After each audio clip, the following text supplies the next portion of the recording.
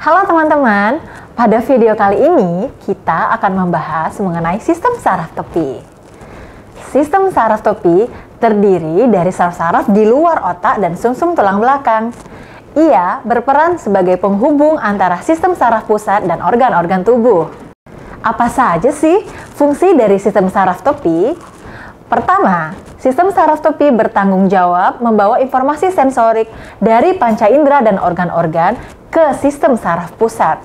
Saat panca indera menerima rangsangan dari lingkungan, maka saraf sensorik akan menangkap informasi tersebut dan mengirimkannya ke otak. Misalnya, saat tangan menyentuh benda panas, kulit tangan yang berfungsi sebagai indera peraba akan mengaktifkan saraf sensorik yang berperan sebagai reseptor stimulus sentuhan.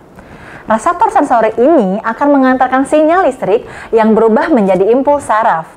Impuls saraf akan berjalan melalui saraf yang ada di tulang belakang atau saraf kranial. Kemudian, sinyal ini akan menuju sumsum tulang belakang dan akhirnya dikirim ke bagian otak sesuai dengan lokasi tangan yang terkena rangsangan.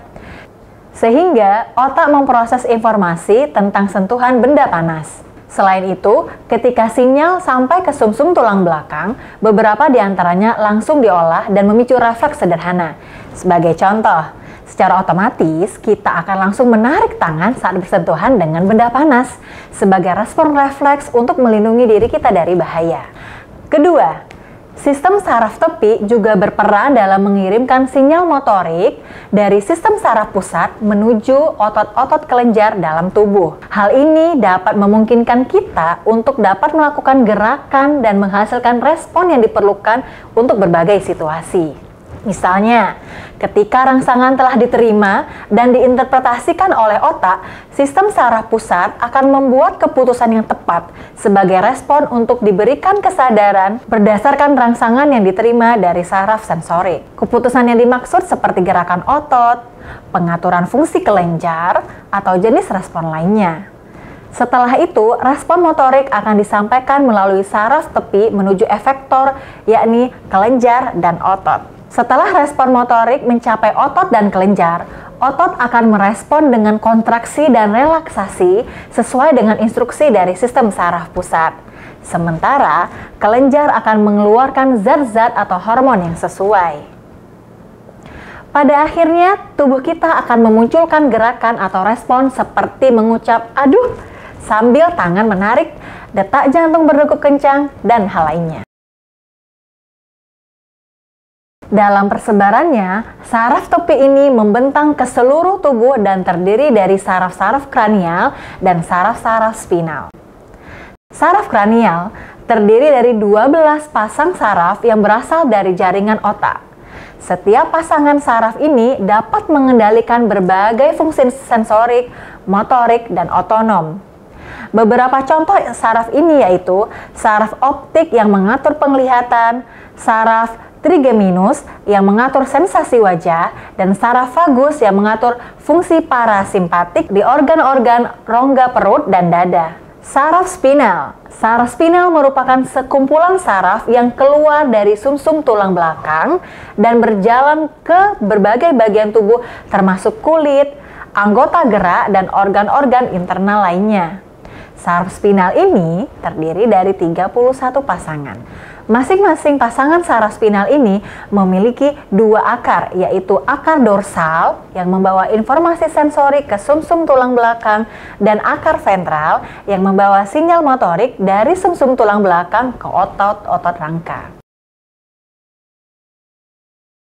Nah, sekarang kita beralih kepada dua komponen utama dari sistem saraf tepi, yaitu sistem saraf somatik dan sistem saraf otonom. Sistem saraf somatik.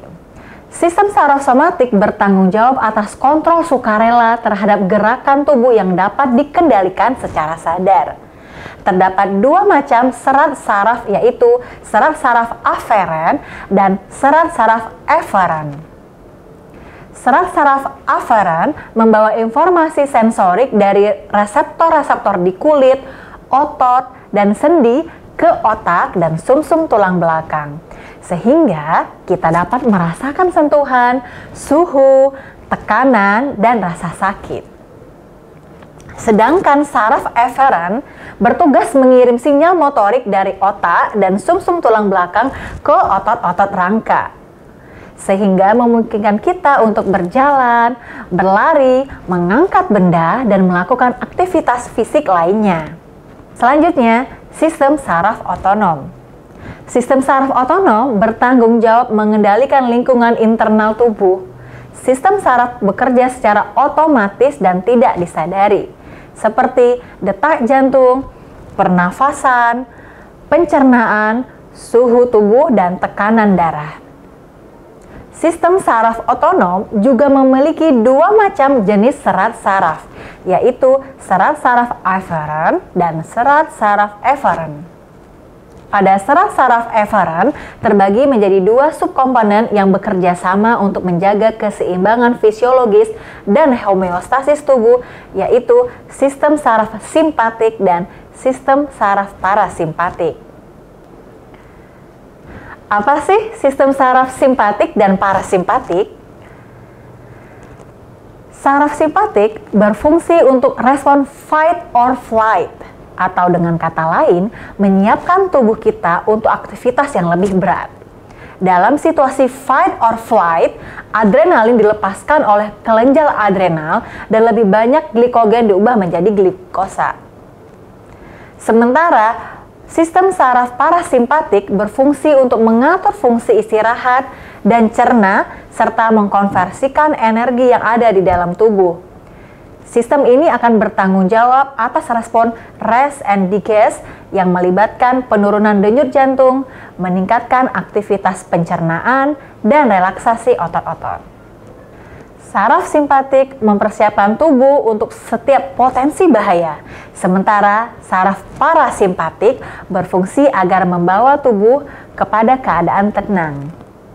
Sistem saraf simpatik memiliki jalur neuron yang lebih pendek, sehingga waktu respon lebih cepat, sementara sebaliknya parasimpatik memiliki jalur neuron yang relatif lebih panjang, sehingga waktu respon lebih lambat. Demikianlah penjelasan mengenai sistem saraf tepi. Semoga penjelasan ini dapat menambah pemahaman kita tentang sistem saraf. Sampai jumpa pada video pembelajaran berikutnya. Terima kasih.